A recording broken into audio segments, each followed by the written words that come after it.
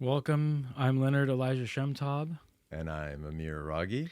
and we are the Conscious Cup Cup Podcast. Just as many of us drink coffee to get through our day, the Conscious Cup Podcast is about filling your soul with the guiding light of energy to navigate you through this week. And on today's show, we'll be talking about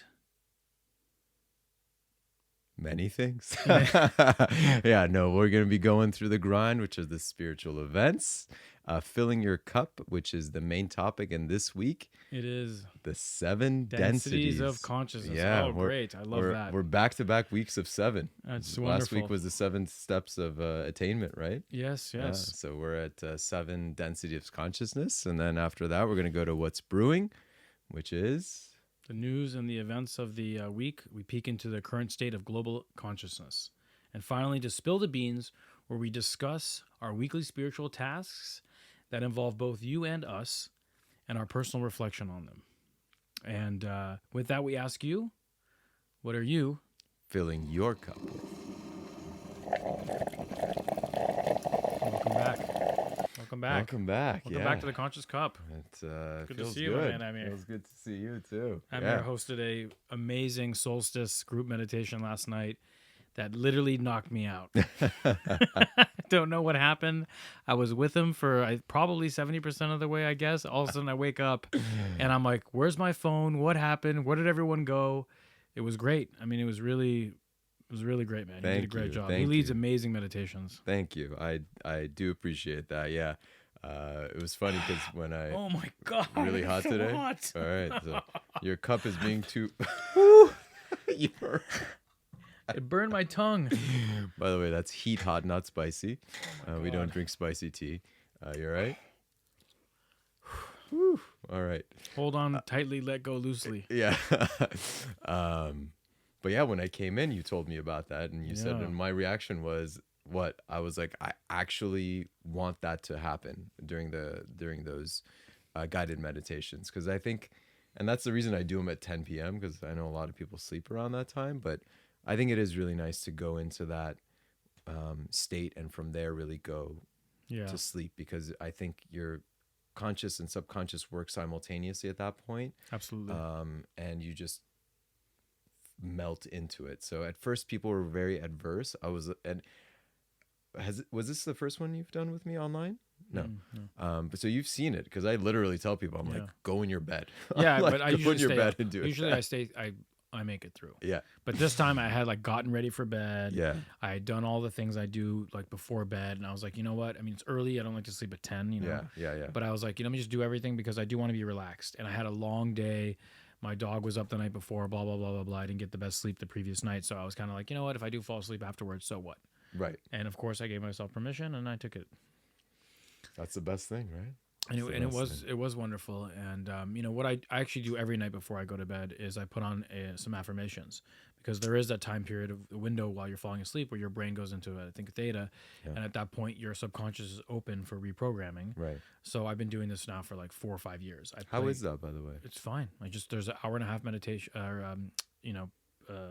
affirmations I put it on YouTube, put it on my phone. I put it at 20% volume or something, so it's I can hear it, but it's not so loud that you're I can't sleep, it's too loud. And does it automatically turn off? It automatically turns off when it's done, and I just fall asleep to it, and it plays, and then it's done, and I don't have any issues with it. It's really great. Do you do them in the morning too? In the morning I do it too, but in the morning it's a different situation.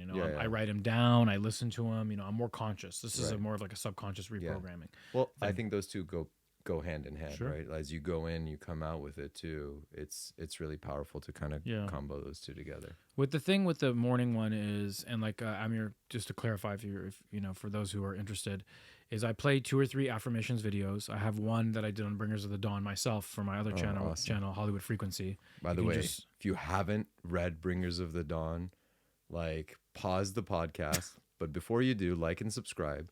But That's pause right. the podcast. Yeah. Pause it and go order Bringers of the Dawn. Barbara Marciniak downloaded this book and channeled this book. It is available on YouTube, by the way, and she reads it, and she has a very gentle voice for free. So if you more audio, go do it. But sorry to interrupt, but definitely Bringers of the Dawn, two huge thumbs up on that book. Right. So with this other channel I have with Byron, I have this channel called Hollywood Frequency, and we did probably 10, 15 videos on that book. And one of them is the affirmations. So I start with the affirmations from that book because they're so well done. And then and this is the morning routine. And then I listen to some other affirmations as well, probably a half hour's worth. I also write them down. I write them down in a book. I used to write them in my iPad, and I switched to paper and just a pen, and I write them down as well. And the thing with it is I do it every morning. It's not just doing it though, and that's the kind of where the issue 100%. runs into, is that sometimes I'm in a rush and I'm kind of just doing it. I have to remember that I want to do this with the energy and the emotion to actually go forward in that vein, So that's the key, is that not to make it a chore, but make it something that you look forward to doing, and like you want to feel that, when you say like I'm spreading love and light or whatever part of your affirmation is, you want to feel it too, and that's the major component, because you can bake the cake, but if you don't put the flour in it, it's not going to rise. That's right. So it's like you could still go through the motions, but you just didn't put the flour in. It's the same thing here. Like you wrote it all down, but you didn't put the energy behind it. So it's not going to bake. It's not going to rise. So it'll bake, but it, ain't going to be good. Anyway, from there, which we total sidetrack. All good. Where were we heading with that? We are Why going did that even to the come grind. Well, we were talking about, you just brought up the meditation we did last night. Oh, so affirmations. So I do them as well. And I figured if I go to sleep to this, it's the same thing. You're programming me with your good energy and nothing bad. You didn't ask for anything. And it's just a really beautiful thing. And going into sleep with that energy is extraordinarily powerful. I mean, people who've done this now, whether with the affirmations or some sort of a guided meditation or whatever it is really powerful, because the feedback I often get is that was the best night of sleep I've had since the last one, or whatever it is. But it is really important. Sleep is an incredible connector to consciousness. And, as we're talking about filling your cup here on the Conscious Cup podcast, that really does fill your cup. And by the way, as you practice this more and more often, as you go into guided meditations, at the beginning, you tend to fall asleep a lot earlier. And as this goes further and further, you stay up further and further and further and further awake until you are fully conscious. And that's that point where it starts to tilt. In dreams, we call them lucid dreams, right? You begin to lucidly now kind of cross that border. But with that, I think we are going to head to the grind a little here, right? We got some good spiritual events coming up. I know you got a couple. I got one. Summertime's here, so there's people are coming out of the house and want to be in the want to be part of the energy. Yeah, officially. Today's day number 1 of summer 2023. That's right. Can you believe it? I love it. The year's going by fast, but I love it. I'm so happy. Summer's my favorite. What does your cup say? The days are long, but the years are short. Yeah, that's definitely a motto for this year. Yeah. All right. I got one, but I know you got a couple exciting ones, so take us through the grind a little. All right, so I have one for us here in Los Angeles called Heal Your Trauma Los Angeles. Now, I hope everybody goes. Should just be Heal the Trauma World, but yes. We'll start small. Yeah. Heal Your Trauma Los Angeles, okay? Learn powerful techniques to forgive and let go. Nice. Right, I have a couple of friends and other folks. I'm not going to bring their names to the table here, but I wish I could send them to this too. All right, let the old stories go. Learn powerful techniques of emotional healing, overcoming trauma, letting go of the past with master coach Amaya Shiva. Amaya Shiva. How interesting that name is. Amaya Shiva. Maya is illusion, and Shiva is the god. Yeah. Right? It's so funny. Amaya Shiva. Anyway, as a spiritual teacher and warrior of light, you care deeply about doing your dharma, having a loving relationship with yourself, friends, and family, and contributing positively to the world.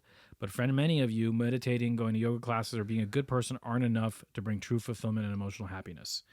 This is because we don't address the deep-seated story stuck in our nervous system about what's safe, which is why we don't experience deep personal fulfillment and happiness that we've been seeking so long. I mean, this is nice part of the acceptance and healing process.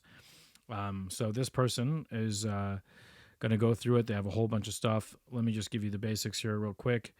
You could go to amayashiva.com, amayashiva.com. This is going to be on Thursday, June 29th. I believe tickets are only $15. Oh, that's last great. time I checked. Where is it? This is going to, tickets are $15, and it's in Los Angeles, definitely, because it is Heal Your Trauma Los Angeles. Is it online or is it in person? Let's see. Could be online. Let's see here. Sorry, we are not sponsored by this event. They're not paying for anything. It is in. Let's view the map. Loading map. Here it comes. Downtown LA. All right. Downtown LA. Head to downtown. A lot of trauma to heal there. You're right. Okay, so that's it. You can Google Heal Your Trauma Los Angeles or amayashiva.com. That's awesome. $15 is it's a steal. bargain. If they're able to do what they say they are, you have to allow for it, of course. Yeah. Then your $15 well spent. And the next thing, an interesting thing for folks, is tantric dating. Tantric dating. Okay, liberate yourself. Saturday, July 1st, through July 7th, which is obviously not right, but Saturday, July 1st at 7 p.m. That's a very long. It's a long date. It's a long date. It's a long dating workshop get together. You're there. You're for really a week. gonna find out how this person is. Really, really immediately gonna dip into the tantric part. Let's just rock and roll. So, actually, a misconception is a lot of people think tantric just has to do with sex, but it doesn't. Tantra includes sex, but it's really an ancient philosophy teaching that all is divine.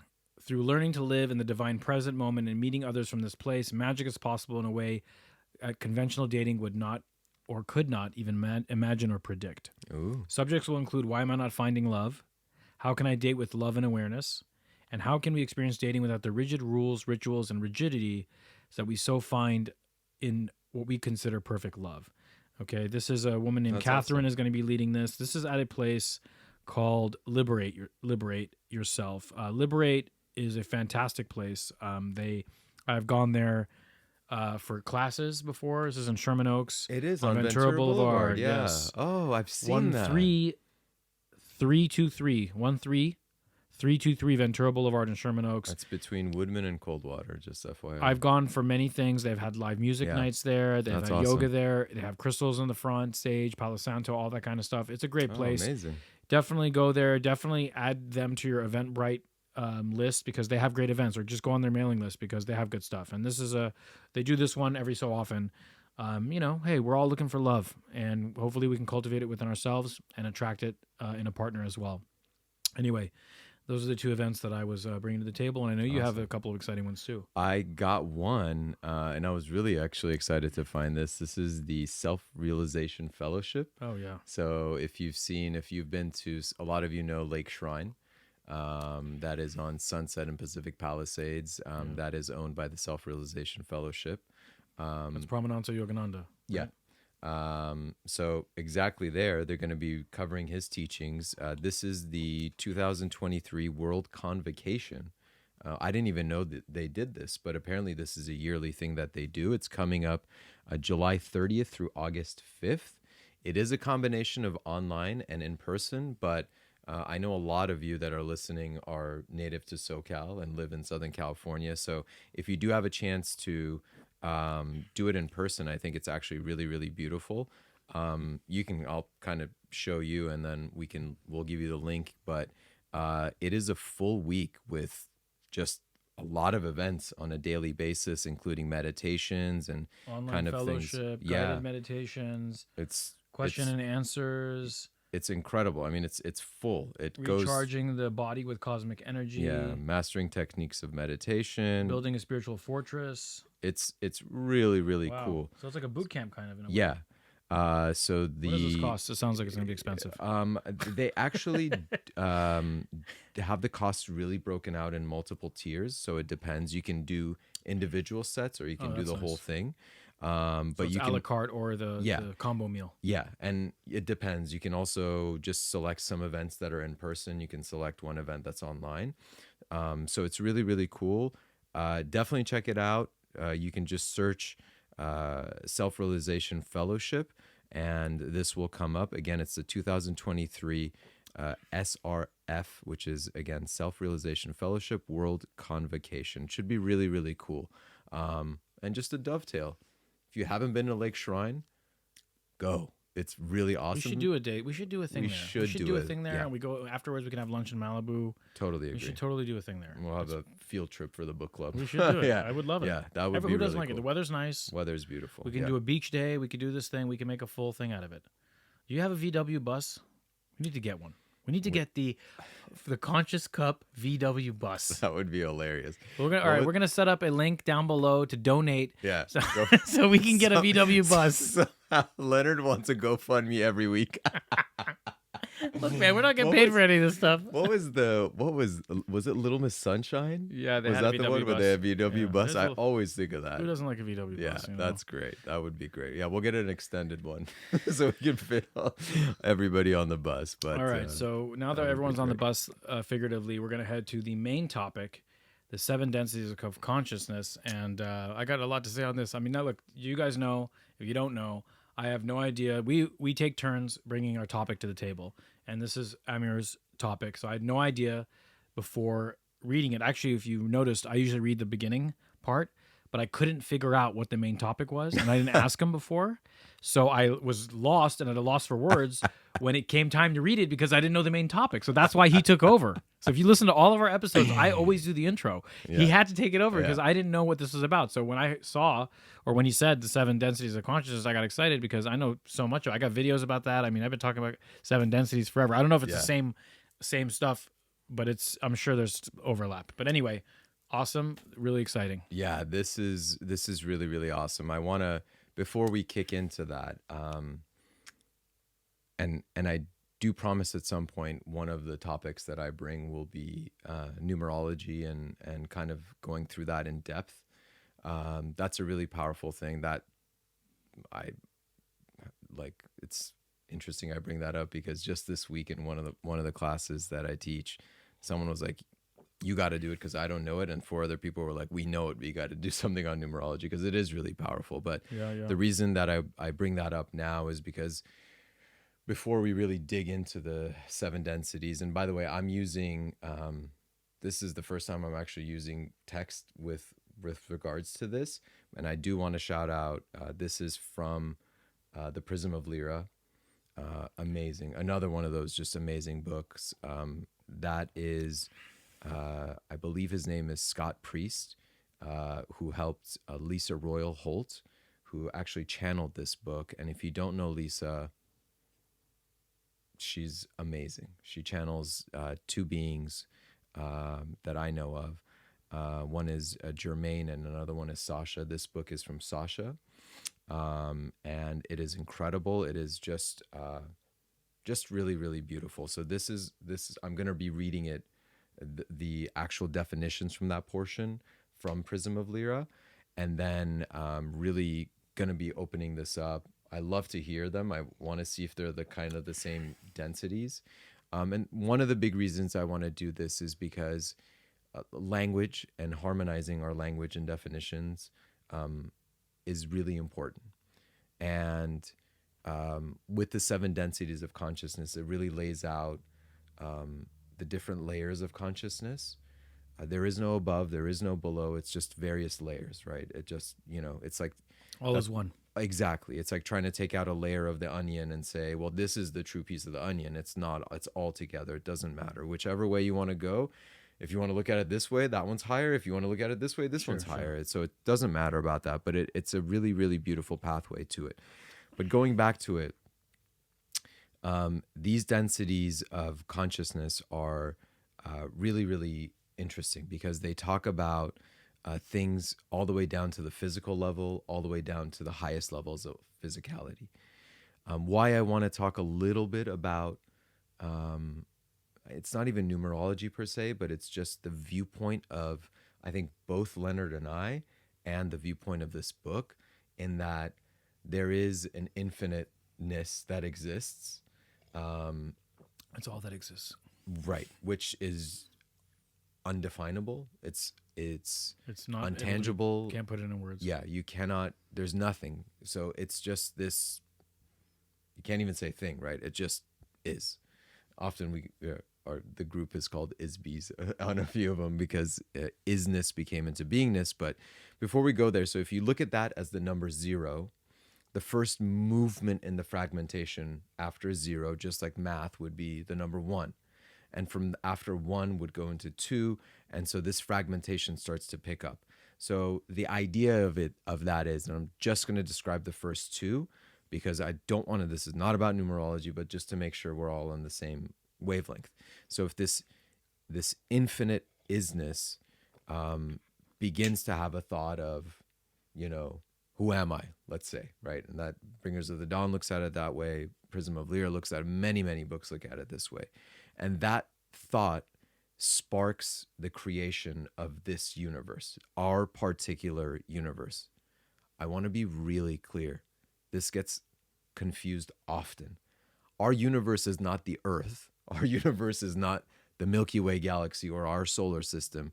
It is the entirety of our universe, literally the whole thing. And the idea of the universe is in the name of itself. It is one verse. Often people don't break it down that way, but it is a united one aspect of a verse. And what's a verse? Really, it is what? What's a verse? It's a part of a song. It's part of music. So ultimately, if you look at it, music and song is nothing other than vibration. So this is one vibration off of the infinite, which is where in the idea of quantum physics and can't say regular physics because it is just quantum physics, but quantum physics has then led to the idea of the multiverse, and this idea of the infinite, that initial spark that creates it, is now how string theory is describing it, that something moves, and that when that string moves, it sets subatomic particles into motion. Those subatomic particles then create the universe. And so there are multiple universes. Yeah. So as the universe then begins to expand, the first thing that it needs is something to expand into per se. And that would be the idea, the base idea of duality. So as this zero-ness moves into one verse, right, into one aspect of it, it then creates in our universe. It could work totally different in other universes. In our universe, it creates duality, and from there it progresses into physicalness. So that is the idea of fragmentation. Now, the 7 densities of consciousness are just as they sound. They are going to describe this movement in terms of consciousness. But before I go forward, are the 7 densities you're talking about from Prism of Lyra, or where are they from? I'm curious. No. So it's all one, and it's all, yes. And there's all, well, it's a very heavy topic, it's a very heavy topic. So I studied the 7 densities through the raw material. Okay. And this is spiritual evolution. And it's not just, it is of consciousness, of course, but it's the 7 densities, it's the 7 spiritual planes. It's where you start and where you continue on. Yeah. And it's infinite. Mm-hmm. Each one's an octave, and you become the wave to the ocean, and then you become the wave again. And it's deep. You could go on for a long time about it, but you have a thing here. So I'm going to go with you on this ride, and I'll probably just say a few things here and there that have to do with it. Well, it sounds really familiar. I'm sure there's probably stuff that crosses over. Because I don't know. The universal truths are universal truths. Exactly. And we'll find out. Yeah. And maybe we'll do one on the raw material one. That would be really fun too. So I am gonna read a couple quick paragraphs that lead in from the Prism of Lyra into this topic, because it is important to get the context and to see how this is written. And then we're just gonna go from first density to 7th density and read them, make sure they're clear, kind of discuss them and open them up and really understand this. And I want to be really, really, really clear on this. These are densities of consciousness, not dimensions. And I've been staying away from dimensions quite a bit because I've found that definition has been so muddled and has been so dragged through various different paradigms and thoughts and ideas. And so when people go, this is third dimensional vibration and that's fifth dimensional vibration. And then when you hear it from a quantum physicist, it means something totally else. Yeah. And when you hear it from somebody in this vein, so it's all over the place. So I really like to focus on densities because it really does a great job. Yeah, well, that's the problem with language. Yeah. We can't just speak in telepathy to the listeners, but that's the issue with language. We can't, they say that the Tao can be put into words. It's not the Tao, right? As soon as you try to describe something, like we said earlier, it takes away from the actual thing, but we do our best. So just a quick tangent off of this. I don't know if you know this, but in Shahnameh, which is the Persian epic story of the way I describe Shahnameh is it's the story of everything on all levels. It's magnificent. Ferdowsi, who is the poet, he says, don't give me any credit for this. This just came through and this existed far before I was there. So he actually credits, in Farsi, they're called divs. And this is actually the root of division that we get in the English language. That he says all written language and verbal language is taught by the divs.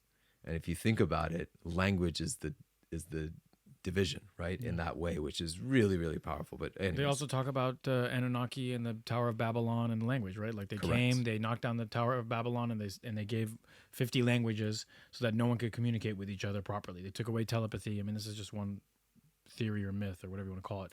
But that's what happened back in, those days, and all of a sudden people couldn't communicate with each other because they had to learn each other's languages. That's right. And it creates huge amount of division, of course. Yeah. And the beauty is right now we're starting to see that unfold. We're starting to see two really big major languages start Chinese to take over. And English, right? Yep. Mandarin and English are taking over. They each have about 1.3 to 1.5 billion speakers, which, by the way, sounds really light to me. I think that number is really, really off because I know a decent amount of India speaks English, and obviously most of the Western world does too. So anyways, we are diverging a little. So let me read these. Read these. Yes, please. As we're on filling the cup, we're also filling our own cups up so we can fill your cups up. This was not as big as we thought. Yeah, it's all good. That is perfect. Thank you. And it is still very hot. We're going to get this right. Okay. Yeah. One episode, we're going to have enough tea for the whole episode. Okay. We'll figure it out. Well, we might switch to iced tea next week because the weather's starting It is hot and we're sweating. But you know what? We're Persian and we like tea. What can we say? Yeah. I promise I don't grease myself up before these. We're going to bring a towel and we keep it on our shoulder. Yeah. And that way we can continue to. You know what? We're in a boxing The problem is that hair and makeup didn't show up tonight. That's true. Did you pay them? Huh? You didn't pay them, did you? Man, we can't talk about this. We need to make the GoFundMe. Yeah, for the hair and makeup. Exactly. Hair and makeup GoFundMe is right under the VW bus. Yes. GoFundMe. Yes, right below the general GoFundMe. All right, so let's delve into this. So, the whole, which this is talking about the infinite, the whole understood that the purpose of this experience was to learn to reintegrate from a point of separation. This is why I bring up this idea of the 0, the 1 to the 2. The 2 is an illusion. So the 1 is understanding that I need to experience this via separation. So I go to the vast extreme amounts of separation and then come back through an integrative process. The whole understood that the purpose of this experience was to learn to reintegrate from a point of separation. But how? As individual souls or groups in the fragments sought out the universe that was just created, the dimensional infusion not only created a consciousness fragmentation, but it also created the stars, planets, gases, and molecules that make up physical reality. However, physical reality represents only a few of the energy frequencies that emerged from the fragmentation. Couple important things. All of physical reality comes from this, but there is something that is beyond the physical reality as well. And so that is the breakdown here. So it's very, very clear. All the way down to molecules, all the way up to the end of what we consider physicality, which, by the way, the mind does not like to go beyond that. And then it goes to a stage which things are no longer physical, but they are consciousness. So 1D is all the way up to what you said now? No. No. No. 1D is, you're saying everything. No, this is just describing the whole thing. Yeah, this is describing everything. Right, I was like, yeah, oh, wow. Yeah. Pretty... You're like, wow, my God. Much different than I'm familiar with. That's okay. All right. What's the second density? I was like, hey, we're getting off to a big start here. Well, I was like that last week because the first step of the seven steps of attainment, I was like, man, this is like, that's the first step, really? But we'll get to that on Spill the Beans. Boom! Look at that plug. This guy, we don't pay him enough. As science has discovered, matter is densified energy vibrating at a specific rate. Really clear. Anything that is of physical matter is just a vibration. Everything is moving. It is just that some things move at lower vibrations. Every aspect of the universe is made up of energy. In Earth technology, it has not yet been discovered how to measure certain portions of reality. If technology possessed this ability, an infinite number of gateways into time, space, and dimension would be seen. Part of what Albert Einstein was also talking about with the idea of wormholes. For the time being, the 7 frequency levels that Earth's galactic family fragmented into by passing through the prism of Lyra, which is the name of the book, will be explored below. From this point forward, the term density will be used in reference to these frequency levels. So this is applicable all the way to the origination of anything that is what we call a humanoid form. Okay? I tend to think that this vibration also works at a universal level because we'll explore that here. But the definition of humanoid here is beyond humans. In this book, it says anything that is carbon-based and is bipedal or bipedal, if you're British. So anything that walks with 2 legs and is carbon-based. Bigfoot. Yes, would be a humanoid. First, density.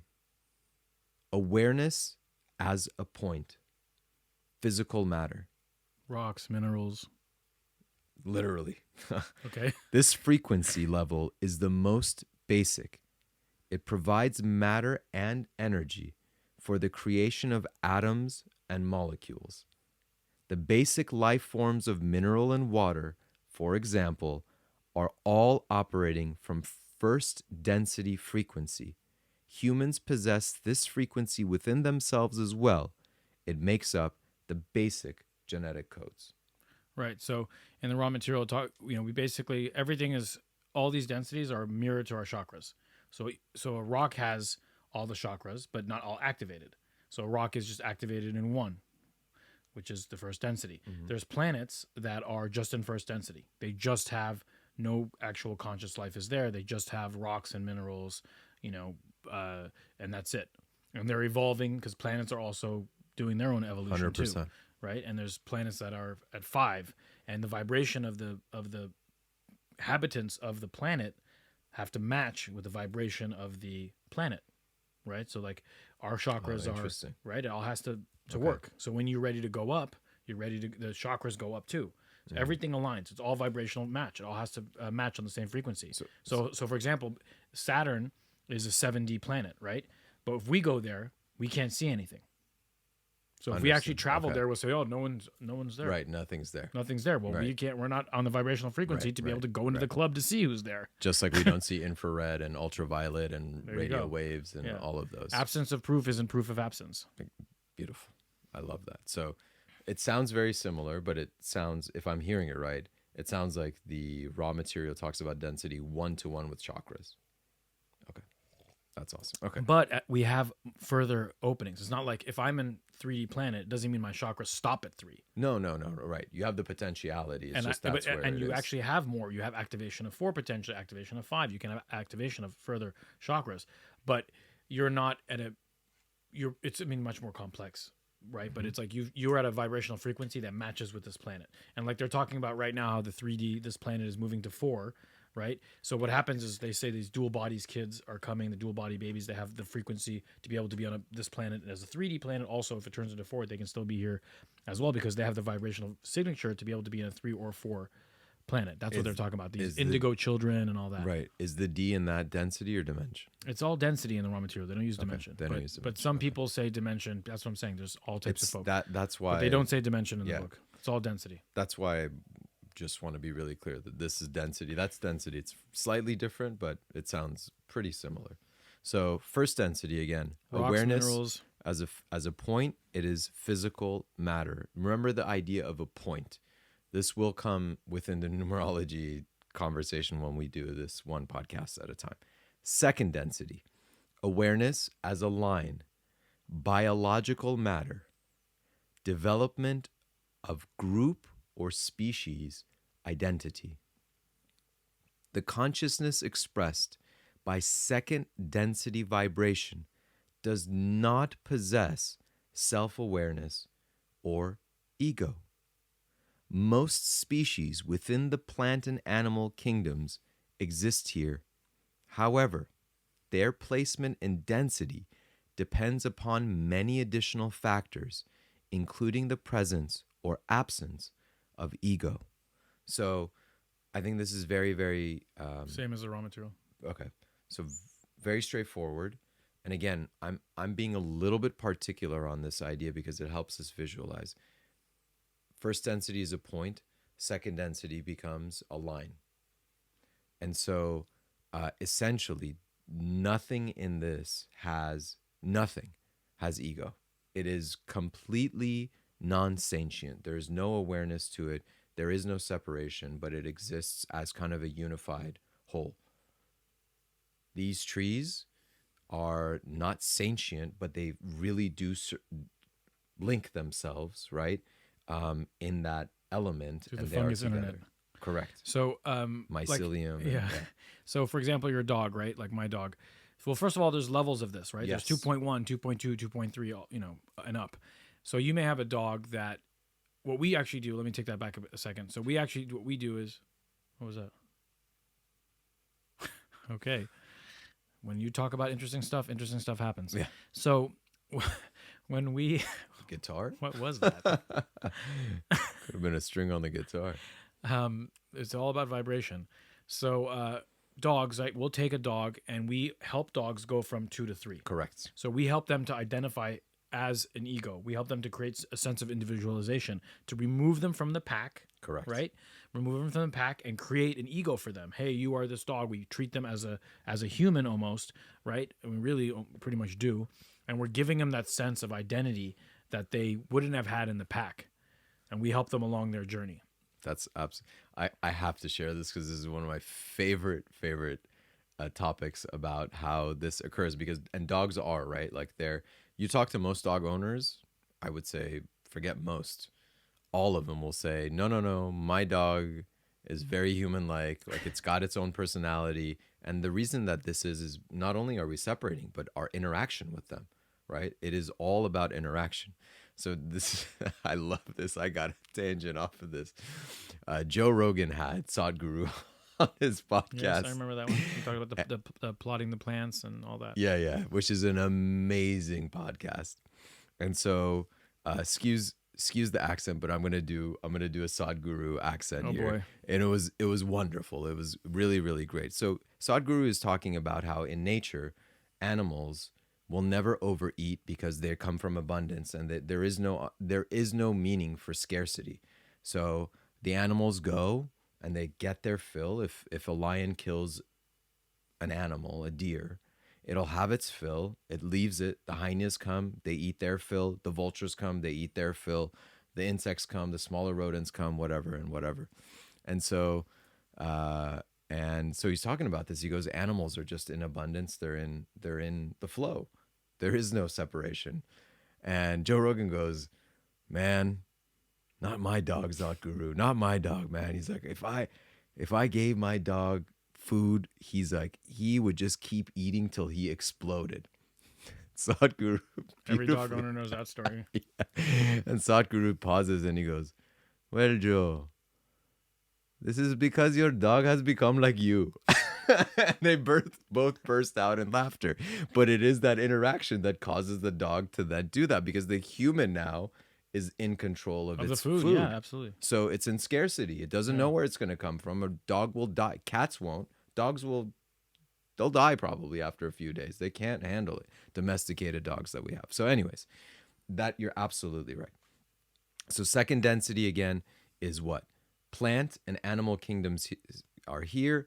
As the book says, as Leonard said, there's layers to this. There's levels to this. There's levels to this ish, man. Third density here. We got to start buckling our seatbelts a little bit here. Or I usually say unbuckle, because you got to start going. Third density, volumetric awareness. Ego. Loss of group identity. Development of individual identity. Ability to remember past and cognize the future while retaining present awareness. If that doesn't describe it beautifully, you now are in the illusion of what? Time and space. And not only are you in that illusion, you are at the lowest vibration, which you remember in one of the things. We are not only linearly viewpointing the time, we viewpoint time as only linear and only one directional. So it's a very, very low vibration. Just getting going, man. Yeah. We're just getting going. This is the density where human beings emerge. It is a vibration that creates the illusion of separation and thus a challenge toward awakening. Pause. Remember, the very first thing that I read here was what? The whole understood that it needs to go through this separation and reintegrate as its journey. Presently, humanity is going through a transition period into fourth density reality, which can account for the many rapid changes the human race is undergoing. This is the frequency that expresses the most separation from the whole. This is what I was just talking about earlier. 3D is that place where you come and you choose your polarization. Which way are you going? Service to others, service to all, or service to self? And you see folks most folks don't make that choice. Most folks don't. They come here without knowing that it's a game to decide, to go towards to seek the creator, right? They don't see it, and they just get busy, and this place is filled with busyness. You can do everything but go within. Distractions. Yeah. Illusions galore. Illusions galore. It's all Maya. Big time. So this is the frequency that expresses the most separation from the whole. It is from here that many lessons about integration are learned. This is the most intense of all levels in its cultivation of growth within the self. I love that. That's for sure. After this, we need to go to 4. There's 4D positive. There's 4D negative. It's not commingled like this. The energies are not. This is where you need to decide with the biggest veil, so you don't remember who you truly are, that you're infinite, that you're the ocean, right? You come with the illusion that I'm really the wave, right? Or the drop. Yeah, or whatever. And which way do I want to go? Right. Because if for us to really seek and be like the creator, the influence of the creator, look, the influence of the creator needs to be null, right? Like you need to make that choice completely on your own. Right. It's like having a child and you want to see how he's going to act. You can't come in there and be like, well, you want to make the best choice, right? Right. Let me show you this. You really need to make that choice on your own. So the veil is super thick. Yes. And you make that decision. And again, most people don't decide, but they're going to keep coming back till they do. Yeah. But that's the point here, is that it's so intense. Your learning is so rapid. Your catalysts are so severe that you can distill love and light, ways to love, learn the ways of love, right? And make efficient use of your catalyst and grow towards the creator. Yeah. Or go further from the creator. Yeah. And from that perspective, all of it's beautiful because it's just an experience, right? There's no judgment in it. And the reason I paused here as well is to just take a deep breath. Like, have some empathy for yourself. Have empathy for everything. Look at what this said. This is the most intense of all levels in its cultivation of growth within the self. Everyone is on the same path. Just have a little bit of empathy, particularly for yourself. Just, it's all good. And I also want to add that we are actually in one of the most difficult solar systems. We are in one of the most difficult planets that's around. Yeah. We have the hardest catalyst here. We actually are give yourself more than just a little bit of empathy, because this is really, really a challenging place. Look around you. It's very challenging. It's not like this on other planets. The balance of negative and positive here, of how many of the negatives ruling the indifferent and the positives, is severe. All the power is the so-called power is in their hands. Yeah. Not really and truly, but the illusion, Yeah. yes, the illusionary power is in their hands. And so it's a very, very challenging place. Yeah. But we chose to come here, but it's a very, very challenging place. So remember that you chose a very, very challenging place, and it's important. And remember that podcast we did 100%. on that essay, Human Crisis and Divine Plan, was about that. Yeah. I remember we talked about that, where the negative and the positive work together, because it's able to catapult you.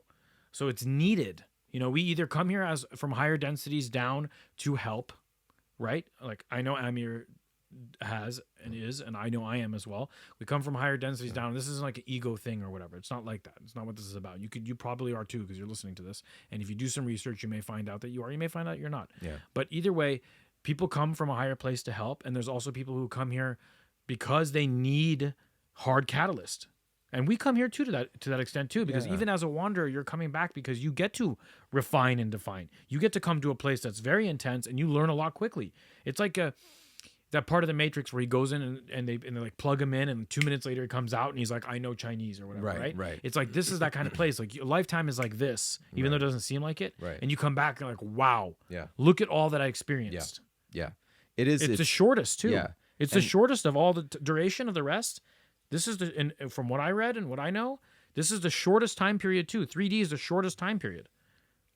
First density is a huge amount of time. Planets Yeah. As far as that, yes. Yeah. And when you go higher, 4, 5, 6 as well, those are long time. You go through those things long because they're not as intense. Right. This is really intense. This is a very intense, so it's short-winded. And it's like a boxing match. Yeah. Adding on to what Leonard said too, we also have to, if you get into this topic too, we're also from a multitude of different backgrounds in terms of star systems and galaxies and all of those things. And so if you literally what we're just talking about now, if the process is reintegration, you're not just reintegrating humanity, you are reintegrating a multitudes of different humanoid forms, as well as consciousness, as ideas, as experiences, as trauma. So there's a lot going on. So be kind to yourself, be gentle with yourself, breathe with others. We're all in this together.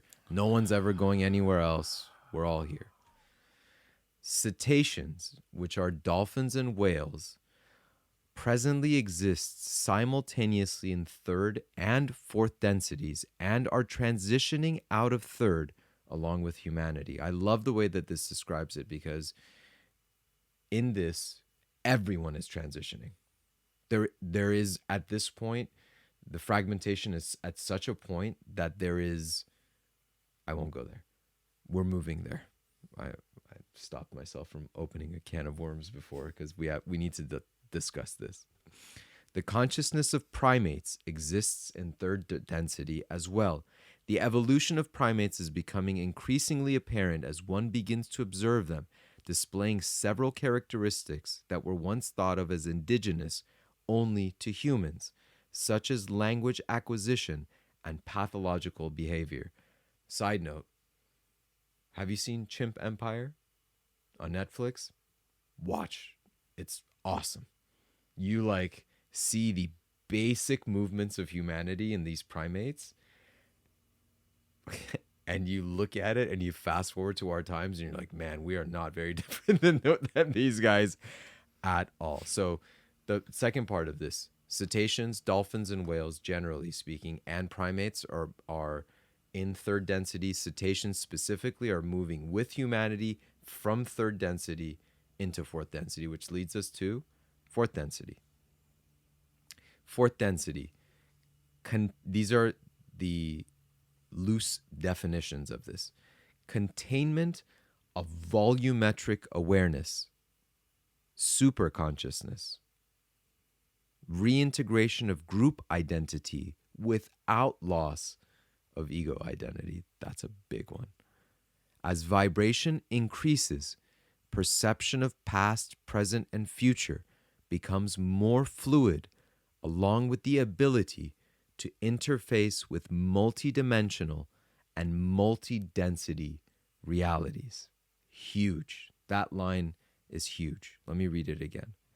As vibration increases, perception of past, present, and future become more fluid. So that means you are able to no longer move linearly through time. You're literally bending time. Obviously, it's not one directional as we see it either.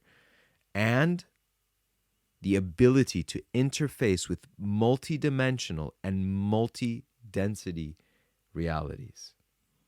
Negatively oriented consciousness becomes more difficult to maintain. I think this is probably the split from the raw material a little. Sounds like. Well, it is tougher to maintain. Okay. You go to 4D negative, but it's not. It's very tough to actually graduate negative and go to 4D negative. You have to do 95% service to self.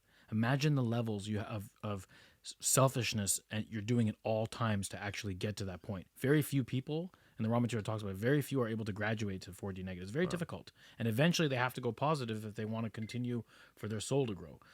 Because if you want to, merge with the creator, you can't go with that. Which there is nowhere, and what there is nowhere else to go. There's nowhere else to go. And what the negative path involves is heart chakra for closed. It's closed. So they have wisdom, which is fifth chakra, right? Because they have wisdom to control and dominate others, but they don't have heart chakra to be able to use it in the right way. That's really cool. Yeah. So, but eventually they have to drop it because they need that activation to keep going up. And honestly, genuinely, this might sound. I mean, you might. Thank you to those two, because they're holding this crazy difficult space for everybody to grow from. Really, really, if you really break it down, that we are all part of oneness. They're also doing their role, and they're doing a damn good job here, right? So yeah, well, the thing is, most of the people here, be grateful for them. That's what I'm saying. Right. Like ultimately, everything is working together, and they're playing their role. Like it has to come from, and the only reason that they exist is because of the love. Love allows that space. Sure, Nothing else will allow that space. And most of the folks who are here aren't actually, they're not going to graduate. That's the thing. They're just going to keep coming back. They're working for those who are up there and in 4D and 5D negative. They're working for them, and that's a whole nother story. We'll have a podcast on this because we have slightly different views. That's a whole other story. But it is, yes, it is. Ultimately, it's the time for everybody to rise. God willing. Yeah. All right. Presently on Earth, fourth density reality is overlapping third. In humanity's case, this can account for the increased desire for unity, peace, and unconditional love, as opposed to the illusion of separation that characterizes third density. As we rise in awareness, we unequivocally naturally gravitate to this vibration. Mm-hmm. The vibratory rate of one's reality is stepped up, and therefore one may be faced with personal issues in a much more rapid and intense way. Sound familiar? Yep. This isn't coincidence. We are transitioning into fourth density, and everything is funneling in front of us. You have issues, you're going to deal with them. Period. It's going to come. It's going to come faster, quicker, more intense, deeper, stronger, all of those things. And we're back. It came intense. I had to get up and take a second to breathe. Thank you. I think it's the energy of the ultimate warrior. It's just pumping right through you. I snapped into a Slim Jim. A little macho man action. So yeah. Well, maybe that was an example of it. So things pop up. They become a lot more intense. And so this is not something that is a coincidence. This is not something that's just happenstance happening or not happening. You're going to see this for yourself. You're going to see this for other people. Patterns are going to emerge that are shoved kind of in our faces. old paradigms, all of these things, and they're moving really, really quickly. Right. It is easy to see how this is coming into play with the thousands of individuals, I would say millions, if not tens of millions, of people upon earth who are in therapy, in substance abuse programs, and engaging in humanistic efforts to better the planet. This fourth density is the frequency of responsibility. We are solely and only responsible. I love that line. This is the frequency when one begins to remember the encoding of free will. This is the last frequency where physical bodies are the vehicles for the expression of consciousness. Hence, many civilizations choose to spend long periods of time within this density. I love that. That last part of responsibility, which is our sovereignty, is so magnificently important. Sure. Once everything in your life becomes on you and only you, and I truly mean that, then you look at life completely differently. It becomes joyous, and I think that's why so many groups of beings spend time in this 4D level, which goes back to what Leonard was saying. 3 might be really, really short. 4 could be really, really long. Yeah. Fifth density, experiential awareness of the quote-unquote I, capital I, as a group identity, not bound by linear time. In this density, sentient consciousness begin to awaken to its heritage. This is the density of wisdom. As one awakens the wisdom within, they very often want to share it with those who are still focused in the lower densities. Many from this realm choose to become guides for others. Mm-hmm. A fifth density being merges with its family of consciousness, oversoul or higher self, if you will, and begins to remember. This is the first density in which non-physical orientation is experienced. I'm literally have been in chills since I've read that. It's so beautiful. Mm-hmm. So this is what I was talking about with Wanderers. Wanderer is someone who's in 5D, for example, and chooses to come back down and share the wisdom with others. And fifth chakra is wisdom. And wisdom and love allow for higher ascension, and, all this kind of great stuff. Yeah, it's huge. It's beautiful. 4, responsibility. 5 is what? Wisdom. It's so, so, so beautiful. Yeah, and Ramacharya, fourth is love. Fourth chakra. Yeah. A note here. But all responsibility and love go together, right? Yeah. It all goes together. All goes together. Yeah. Love goes with everything. That's right. A note here.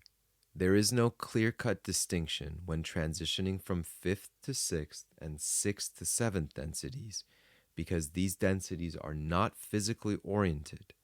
There is much blending in these transitions. Hard for us to understand this because we're physical, we're like, well, wait a minute, I end right here. What are you talking about? Or this table goes to here, or this microphone stops here. In non-physical realms, it doesn't go, it blurs, right? It's like seeing a rainbow in the sky and saying, oh, that's exactly where this stops. And by the way, even this stuff is arbitrary, right? Well, in the Ramacharya, they say we become light. Yeah. All right. We're starting to get to the big boy ones. 6th density, awareness as the dimension itself. This has often been called the Christ consciousness, in that it displays a frequency level equal to that of the Christ or Buddha. From this frequency, a total remembrance occurs, and one begins to take responsibility for the whole rather than the self. Mm-hmm. The process of progressing the self and progressing the whole become one and the same. Beautiful. You literally stand for everything, and you stand totally for yourself because there is no separation between that. Unification. Total unification in a way. So beautiful. It's funny, right? As we're increasing the densities, there's less and less commentary needed because it's just so powerful and clear. The last one. 7th density.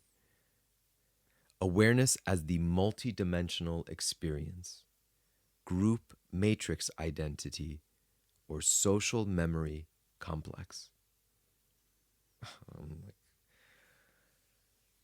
This is the frequency of total oneness or integration.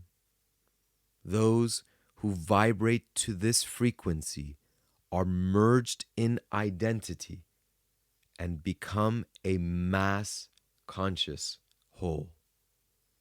They magnetize those in other frequencies and provide the current for the natural flow toward integration. I'm going to pause there. These chills that we get, those moments of epiphany, that is a 7th density consciousness magnetizing our bodies to say, yeah. We also call those synchronicities. The only one thing I want to point out with that is it says that, give me the words about identification. Those who vibrate to this frequency are merged in identity and become a mass conscious whole. Right. And another way of saying that is there is no identity. Correct. Yes. They become all. Yes, exactly. Yeah.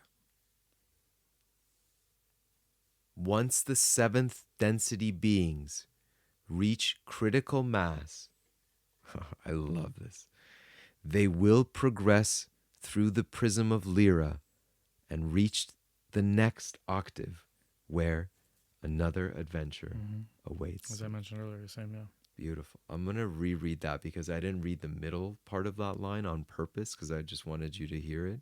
But let's read it one more time with the parentheses included. Once the 7th density beings reach critical mass, they will progress through the prism of Lyra. From our point of view, it will then be a black hole exit point and reach the next octave where another adventure awaits. How cool. Yeah, it's like a piano, another octave, and this 8th is the first note of the next octave. So in the raw materials is the 8th density, but the 8th density is really the first density of the next octave. The next one. Yeah. It's just really, really incredible. So it's very neat stuff. It's very good stuff. It's really, really understanding beautiful. all this stuff really helps you to see that there's so much more than this table here.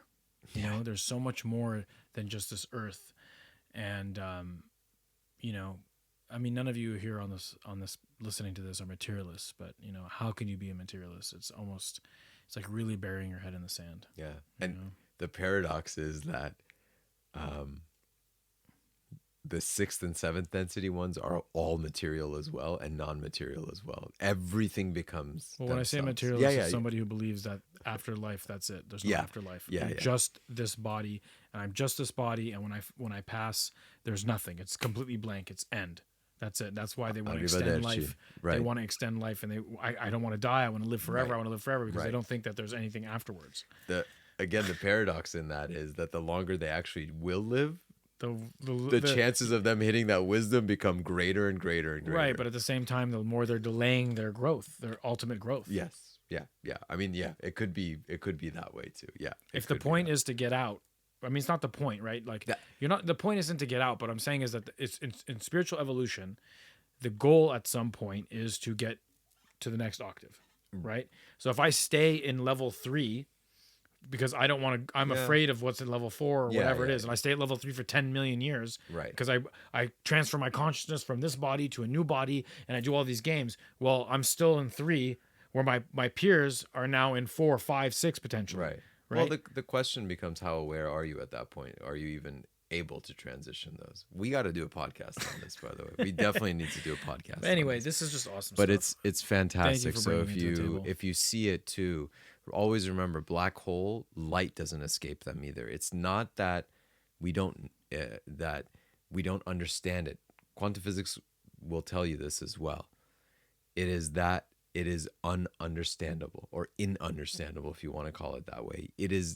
There comes a point where those laws that we understand no longer apply, and therefore it just goes bonkers. It's like trying to divide by zero. It exists. You can divide by zero, but it's undefinable. Why? We don't understand that mechanism yet, right? Right. We don't understand how cold fusion works yet. Well, maybe we do, Tesla and you in some ways. But that's all this is saying, is that a black hole doesn't mean the end of some like whatever. It's just somewhere else. We don't know. We have no idea. We don't know how to explore it. We don't know what's going on, but that's waiting for us. But again, remember, we are transitioning to fourth density consciousness, and that is the density of responsibility. If you take one thing away from all of this, be more and more and more and more and more responsible for everything that occurs in your life. Like everything. From how you wake up, to how you sleep, to how somebody messes up your order, or cuts you off, or brings you a present, or kisses you, or loves you. All of those are your creation, not from an egotistical way, but from the aspect that this is a reflection of me. Sure. Thank you, Amir. Very nice. Yeah. That was great job. Filling the cup. Thank you. So, and on that high note, let's head to a different kind of note.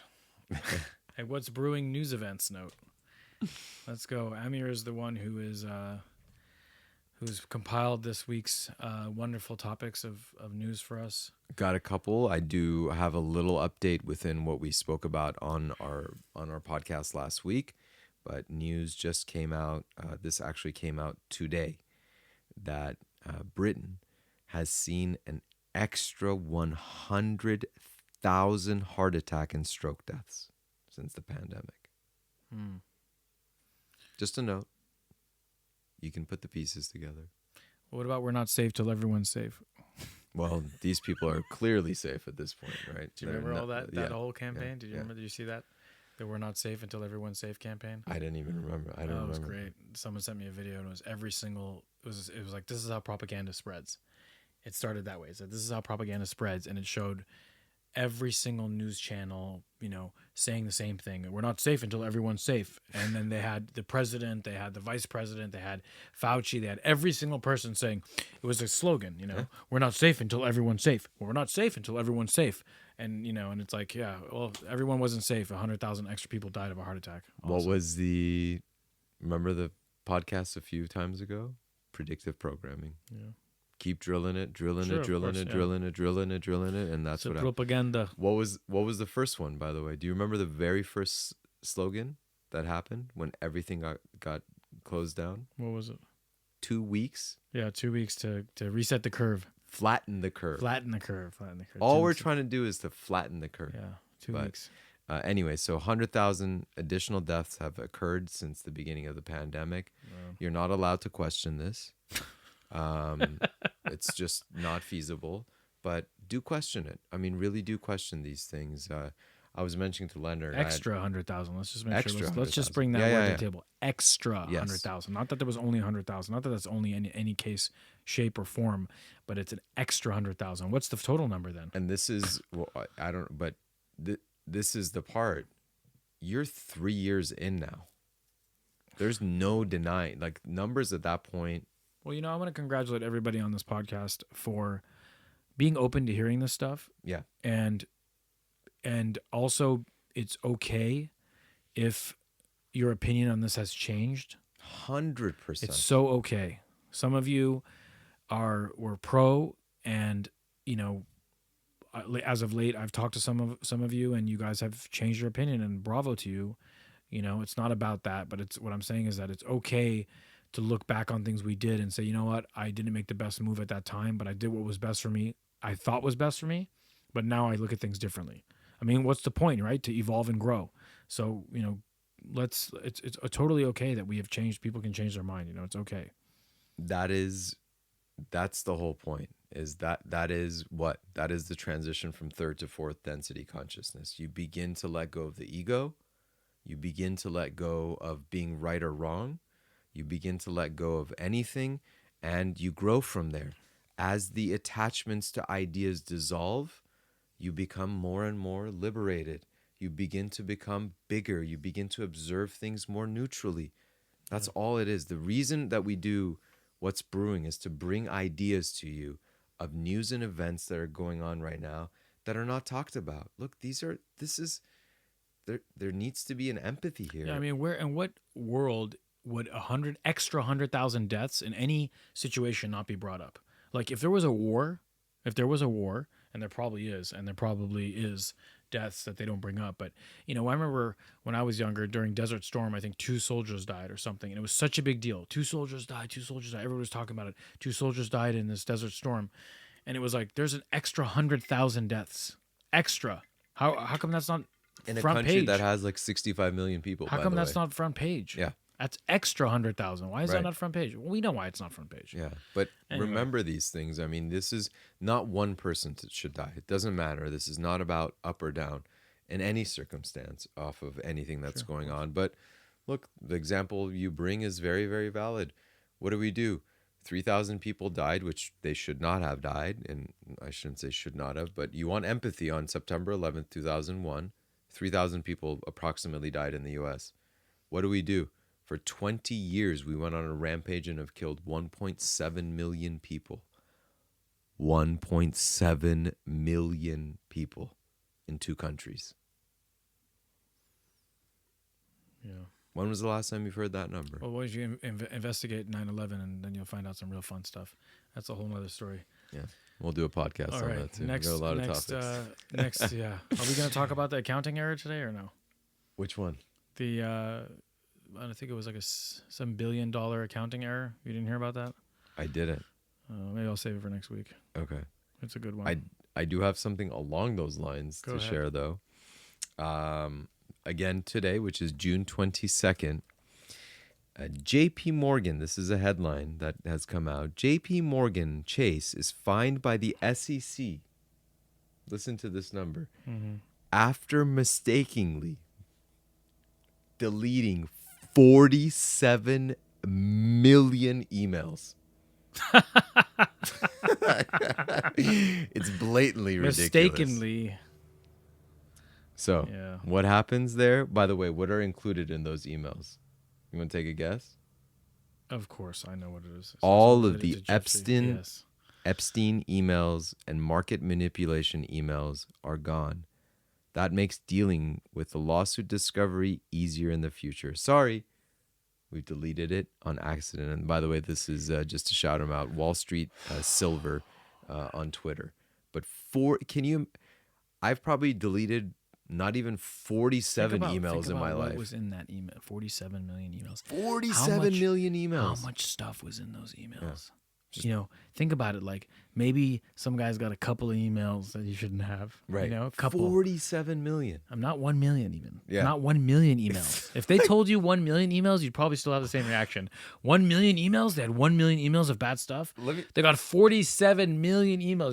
You know what that is? What size that is? I mean, it's massive. They probably searched the word, EPSTEIN and just anything that had that name in it, just delete it. That's a lot of emails still, even. Let me ask you a question. I'm really asking you this question. Nobody has 47 million emails in their inbox. No, not that. How many that you are not able to retrieve? How many emails have you actually deleted that you have not been able to retrieve? Just guesstimate in your life. Who knows? I don't even know crazy. if I genuinely don't even know if I can say one. I mean, it's just more writing on the wall. Yeah. I mean, this whole thing has been such a shit show. This whole thing, the suicide watch, the list, never coming forward. I mean, there's so much stuff there. I don't even want to get into it. Yeah, it's but it's riddled with fleas. Yeah, it's, by the way, no backup either, right? We just deleted them. We held shift. We held shift. Sorry, we're a bank. You know. Do they have someone on record saying something? No. Please say there's somebody on record. This literally came out today. I'd love to hear. Like we interviewed the person. What they'll do, they'll bring him in front of Congress. What do you think he's going to say? I take the fifth. Arrivederci. All right. Well, I have the piece of news that's more fun here. I don't know about more fun. I'm sorry. I was silly. I saw this one too. This was the accounting error I was talking about. Pentagon Ukraine. This is from Routers.com. Pentagon Ukraine accounting error revised up to 6.2 billion. There was a revision on the first mistake. The first mistake, I think it was 3.3 billion. Yeah, the value of the accounting error was revised from the previous 3 billion that was first reported in May. The result of assigning a higher than warranted value on U.S. weaponry shipped to Ukraine. The 6.2 billion breaks down to 3.6 billion for the fiscal year of 2023 and 2.6 billion for the fiscal year of 2022, she said. According to the errors, did not impact the size of presidential drawdown authority or support for Ukraine. No big deal, right? $6.2 billion accounting error. I mean, what happens if you got a nice accounting error on your taxes, huh? Yeah, what happens to you? Yeah, you're going to jail in the Pentagon. But here, a $6.2 billion accounting error.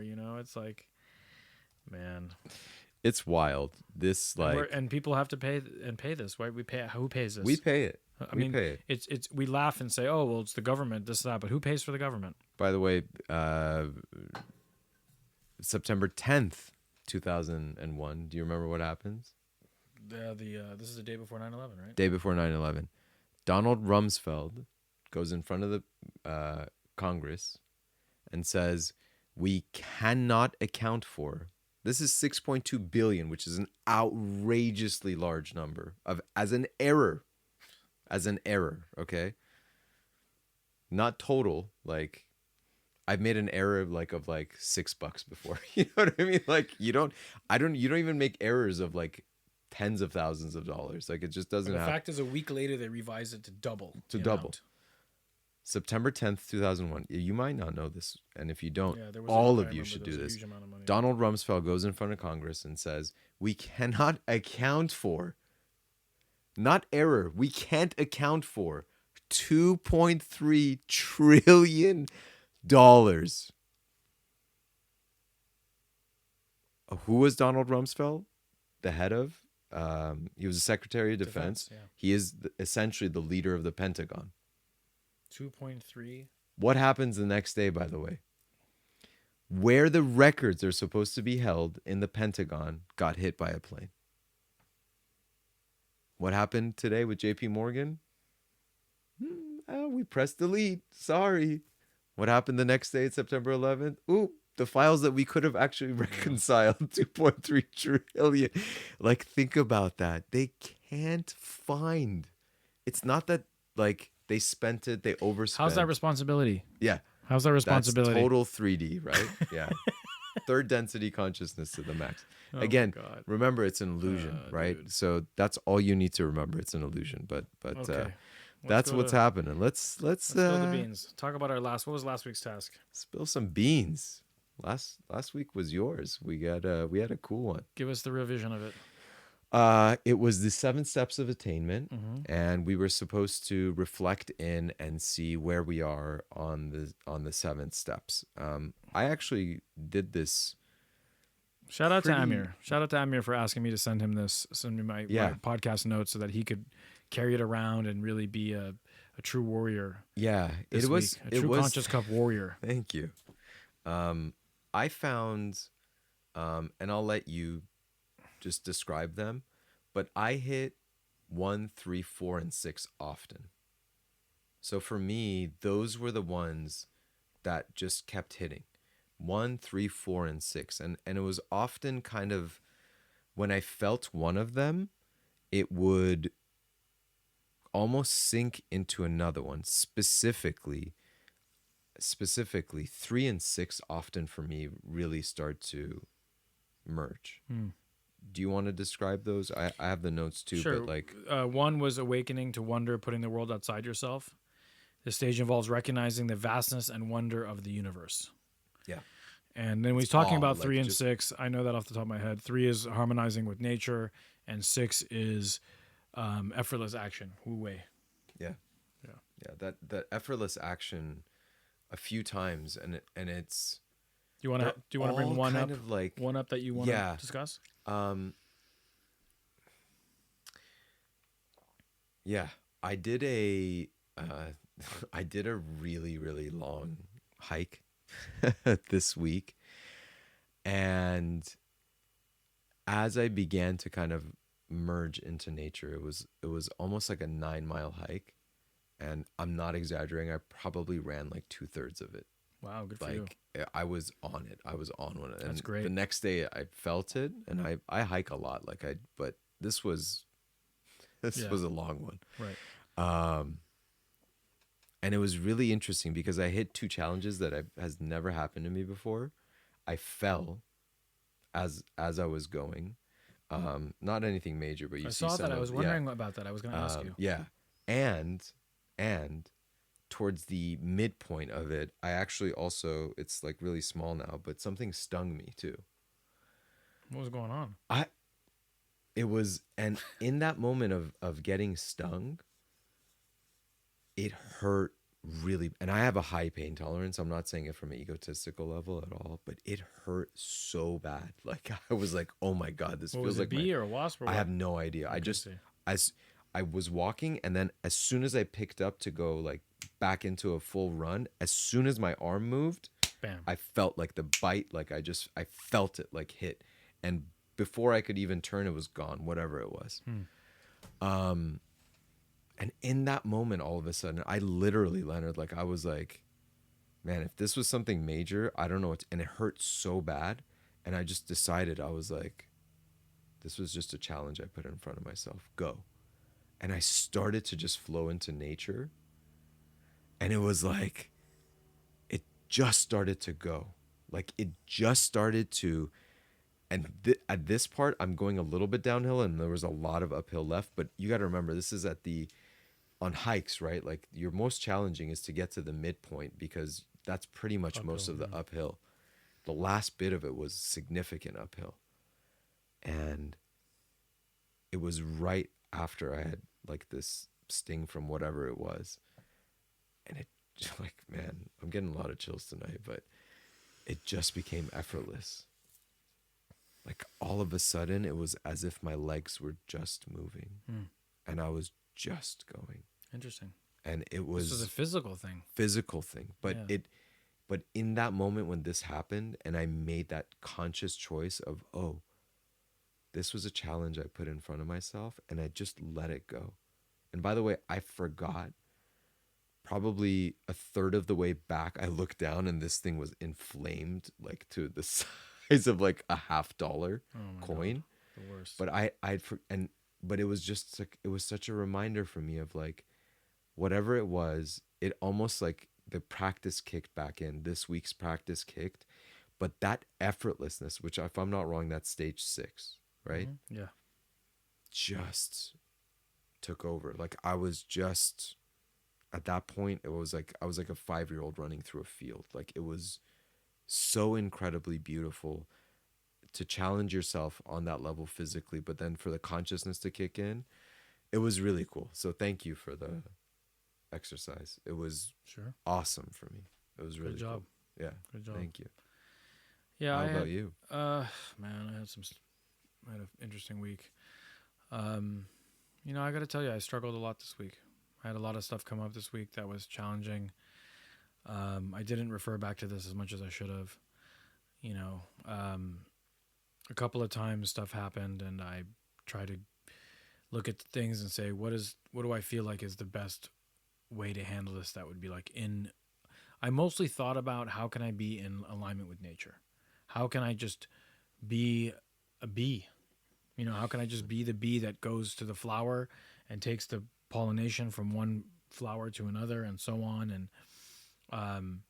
but I have a 3.5-year-old son and, you know, and I have my life's challenges and it was tough. And I would sit in those moments and say, well, what can I do to be more in harmony with the universe with this? And, I had a particular exchange with somebody that, I chose to not. I chose to just go with the flow rather than bring up things that I wanted to bring up that would be beneficial to me to discuss. I just chose to just go with the flow, and not like I hit it, but it was like, you know what, it just wasn't the time, and I went with the flow, and I was trying to be more harmonious with nature. I don't know if it's for my betterment or not. Time will tell. But yeah, I mean, it was a tough week, and carrying this around would have helped. Carrying this around like on a note card or something, because it's long winded. If you guys listen to our last podcast, it's long winded. There's a lot of stuff there. So maybe like refining it and carrying it on a note card or would have been a better way to do the practice, you know.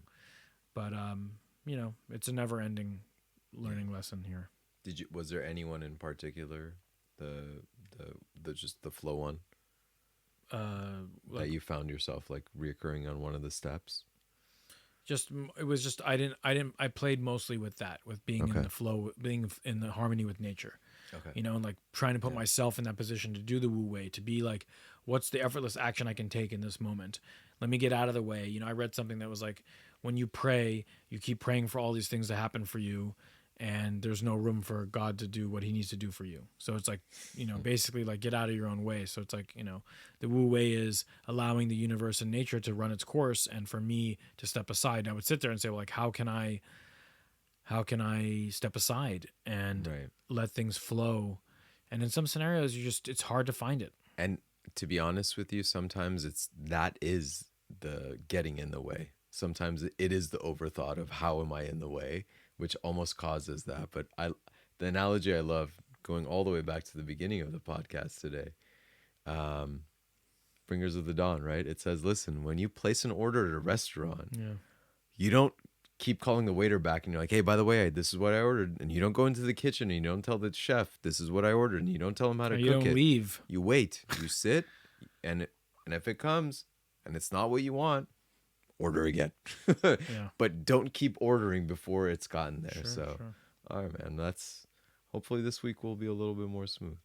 It's all good. By the way, everything is for your growth. Yes. Unequivocally. So be joyous. Get some of that Ultimate Warrior energy going. I'm going to buy you this shirt. I would love it. All right, let's go to the new task. Guys, you ready for a new task? Yeah. Ready for the new task? Your first task is to what? Like, subscribe, and comment, please. And share. Share it. Yeah, please subscribe, guys. Please do it for us. Thank you to all of you. Make a comment. Yeah. Some of you people don't make comments, man. I know you got something to say. Yeah. I know you don't like my shirt. Tell me. I got a comment from someone who was like, I was going to comment on some really cool stuff that you said, but what? I didn't want the channel to get deleted. Oh, yeah. Okay, well, careful what you say, but really comment great. something. I mean, shout out to Della. She made some comments. I saw that. All right. All the people who did comment, thank you for commenting. All the people who did subscribe, thank you for subscribing. Thank you, and all the people who liked it and shared it, we really do appreciate it. Thank you so much. I really appreciate Thank you for the feedback and the support and the love. Yeah, it's really great. Awesome. Thank you. So, moving on to the task this week. I think it's kind of cool. 4 elements, which are fire, air, water, and earth. Task for you this week. Pick an element, and probably as soon as I said it, you've already picked one because everybody resonates with one element. Sure. Pick an element this week that you resonate with. If it's the one that you're used to, great. If you want to try a new one, great. I would almost say try a new one, but do you. So whatever that is, if it's water, let's just use water as the example right now. So if it's water, whenever you see water, whenever you hear water, whenever you drink water, and this is a good task because that element will constantly remind you, but you also will remind yourself when you see that element. Just do one thing. Take one breath. And in that breath, harmonize. So pick your element, go with it. I'm going to tell you mine. You don't have to say it. But I think it's really cool to experience. I always go with wind. And so air is really, really great to me. And almost innately, I take that breath. So I'm going to do wind. So whenever I feel wind, I feel a subtle breeze, I do whatever. Can I insert a joke now or not? I think I know where you're going. I think I know where you're going. I think everybody knows where we're going on that one. Okay. Even that wind, that's the whole point. But honestly, even that wind, take a moment. Don't breathe too deeply on those. But laugh. Take a deep breath. Just give yourself a moment to realign. But pick an element. Let nature be your guide. I'm saying, like, if it's water, drinking water, whatever, but just hearing the water flow, seeing a picture, even a picture of it, right? Like, let that be a reminder to you. If you pick earth and you see a beautiful tree, let that be the reminder for you. A flower, whatever that is. Mm-hmm. So that's the task for this week. Pick an element that resonates with you, or if you're adventurous, pick something that you don't typically resonate like fire. with. Fire. You know, light yourself on fire. Everyone will come and watch. Thanks for lighting yourself. But that's the task. A great task. This week. I'm looking forward to it. That's an easy one. You know, I think the one I had last was a lot of work. This one's an easy one. It was, but it's all good. It works. It works for me. I really liked it. Yeah, we'll take you up really and down and around. You know, we'll take you up and down and around. Yeah. So on that note, we're so happy for you, so grateful for you. Thank you. Like, subscribe, share, as we mentioned in the past. Please help all to be well. By the way, this is our last This is our last single digit podcast. Is it? This podcast it is. number 9. It is. From Some of you are wondering out, where number 1 is, and we'll let you know later where that is. But yes, we'll telepathically communicate to you where that is. See if you pick it up. It is our last. So good job, Amir. We did 9 together. It was good great. job. Yeah. May all beings be well. May all beings be happy. May all beings have inner peace. May all beings receive the love and the light of the Creator within their heart chakra. May all abide in peace and avoid the causes of suffering. Yeah. Tat Sat, so it is. Thank you guys so much. Thank you. We appreciate you. Love you. Have a good one. Thank you.